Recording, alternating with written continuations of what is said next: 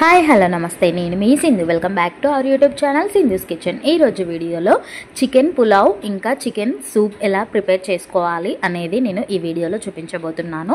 ఇది చాలా టేస్టీగా ఉంటుంది అండ్ సింపుల్గా అయిపోతుంది. సో ముందుగా వీడియోకి ఒక చిన్న లైక్ చేయండి. మీరు చేసే చిన్న లైక్ అనేది నాకు ఎంతో మోటివేటింగ్గా ఉంటుంది. సో దట్ ఇంకా ఇలాంటి వీడియోస్ మేము ముందుకు తీసుకొచ్చే ప్రయత్నం చేస్తాను. ముందుగా ఒక కడాయి అయితే తీసుకోండి. దాంట్లో ఒక 3 నుండి 4 టేబుల్ స్పూన్ల వరకు ఆయిల్ వేసుకోండి. ఎందుకంటే ఇది పులావ్ కదా, సో కొంచెం టేస్టీగా ఉంటుంది, అందుకని చెప్పేసి కొంచెం ఆయిల్ ఎక్కువనే వేసుకోండి. దీంట్లో మసాలా ఇంగ్రీడియంట్స్ అన్నీ వేసుకోవాలి. కొంచెం 1/2 టీ స్పూన్ వరకు షాజీరా, 1 ఇంచు దాల్చిన చెక్క, 4 లవంగాలు, 2 ఇలాచి, 1 మరాఠీ మొగ్గ, అనాస పువ్వు, జాపత్రి, కొంచెం ఇవన్నీ మసాలా ఇంగ్రీడియంట్స్ అన్నీ వేసుకొని ఒక అర నిమిషం పాటు వేయించుకోండి. మరీ ఎక్కువగా ఫ్రై చేసుకోకండి. ఇలా ఫ్రై అయిన తర్వాత దీంట్లో సన్నగా తరిగిన పచ్చిమిర్చి అండ్ ఆనియన్స్ని కూడా పొడుగ్గా కట్ చేసుకోండి. ఒక మీడియం సైజ్ ఆనియన్ పెద్దది తీసుకొని సన్నగా తరిగి పెట్టుకోండి. అందులోనే కొంచెం పుదీనా ఇంకా కొత్తిమీర కూడా సన్నగా తరిగి వేసుకోండి. ఇవన్నీ మంచిగా ఫ్రై అవ్వాలి. దీంట్లో నేను బిర్యానీ ఆకు కూడా వేసాను, చెప్పడం మర్చిపోయాను.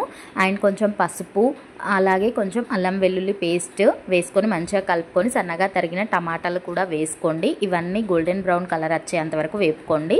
దీంట్లోనే ఫ్రెష్గా శుభ్రం చేసుకున్న చికెన్ ఉంటుంది కదా, ఆ చికెన్ పీసెస్ కూడా వేసుకొని మొత్తం ఈ స్పైసెస్ అన్నీ చికెన్ పీసెస్కి పట్టేలాగా కలుపుకోవాలి.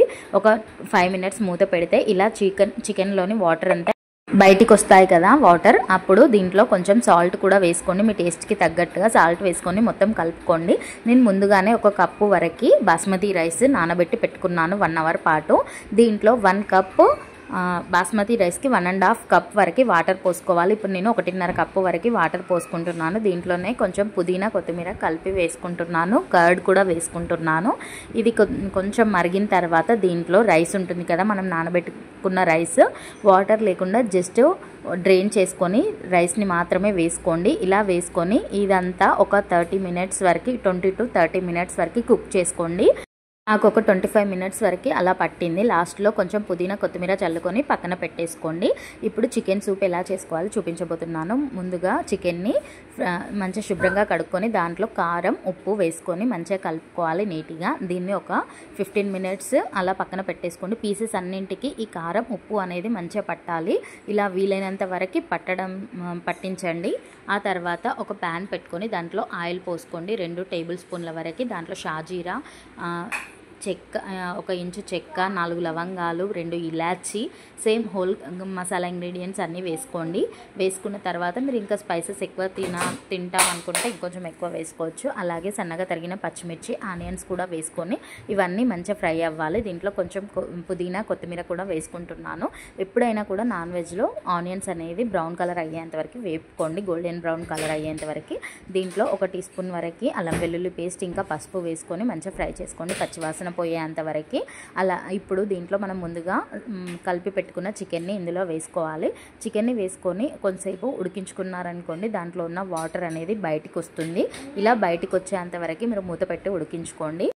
ఇలా చికెన్ అంతా మంచిగా నీట్గా కుక్ అయ్యేంత వరకు ఉడికించుకుంటూ ఉండండి. దాంట్లోని వాటర్ మొత్తం బయటికి వచ్చే వరకు ఇలానే కుక్ చేస్తూ ఉండండి.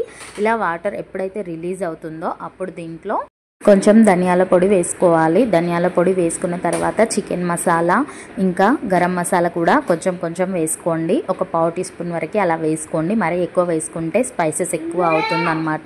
సో అందుకని చూసుకొని వేసుకోండి. ఇలా కలుపుకున్న తర్వాత నేను చికెన్ పులావ్కి సూప్ చేస్తున్నాను కాబట్టి దీంట్లో వాటర్ని కూడా యాడ్ చేసుకుంటున్నాను. వాటర్ యాడ్ చేస్తే ఈ సూప్తోనే మనకు చికెన్ పులావ్ అనేది టేస్టీగా ఉంటుంది. అండ్ చికెన్ సూప్ కూడా చాలా టేస్టీగా కూడా ఉంటుంది. ఇలా కుక్ అవుతూ ఉంటుంది కదా, అప్పుడు ఇలా కుక్ అయిన తర్వాత చికెన్ పీస్ కుక్ అయ్యేంత వరకు ఉడికించుకోండి. లాస్ట్లో కొంచెం పుదీనా కొత్తిమీర వేసుకొని సర్వ్ చేసుకుంటే అయిపోతుంది. స్టవ్ ఆఫ్ చేసుకోండి. ఇప్పుడు పులావ్ చూసారు కదా ఎంత బాగా వచ్చిందో. చూడండి, ఇంత మనకు తినాలి అనిపించేట్టుగా ఉంటుంది. సండే స్పెషల్లో ఇలా చేశారనుకోండి, చాలా టేస్టీగా యమ్మీగా ఉంటుంది. అండ్ మీ ఇంటికి గెస్ట్లు వచ్చినప్పుడు కూడా ఇలా చేసి పెట్టండి. వీడియో నచ్చితే ఒక చిన్న లైక్ చేయండి, షేర్ చేయండి, సబ్స్క్రైబ్ చేయండి.